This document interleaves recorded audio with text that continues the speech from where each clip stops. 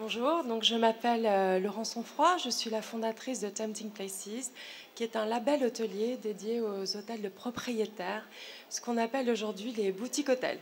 Donc ce sont des hôtels qui cassent complètement les codes et les standards de l'hôtellerie classique de chaîne et réinventent aujourd'hui l'hôtellerie.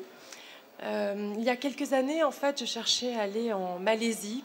Voilà, parce que j'avais envie Kuala Lumpur, comptoir aux épices, et je cherchais un hôtel spécial pour un moment spécial. J'ai passé des heures sur Internet, et jusqu'au moment d'arriver sur place à l'hôtel, en fait, que j'avais réservé, je ne savais pas à quoi m'attendre.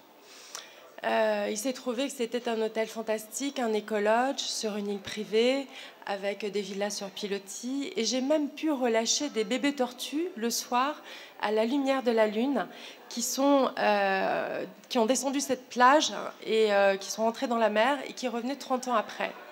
Quand je suis rentrée, on m'a dit comment étaient tes vacances, donc j'ai raconté, et là j'ai vu des étoiles en fait dans les yeux, et je me suis rendu compte à quel point aujourd'hui c'était compliqué lorsqu'on a un voyageur en fait, avec la globalisation, Internet, finalement d'aller trouver ces hôtels qui sont complètement noyés dans des listings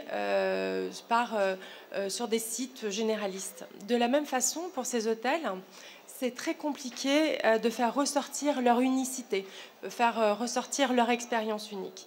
Donc Tempting Places est un label qui propose aux voyageurs internationaux de pouvoir réserver simplement avec un avantage très statutaire, accueil VIP, surclassement, mais aussi, pardon, je crois que ça ne s'affiche pas, voilà, pour les hôteliers, de pouvoir les accompagner dans cette révolution de l'hôtellerie avec des outils de commercialisation à l'international, de marketing et communication. On est dans un marché qui a une diversité unique de l'offre et très important pour les hôteliers de pouvoir faire ressortir leur unicité et toucher les bons voyageurs. Voilà.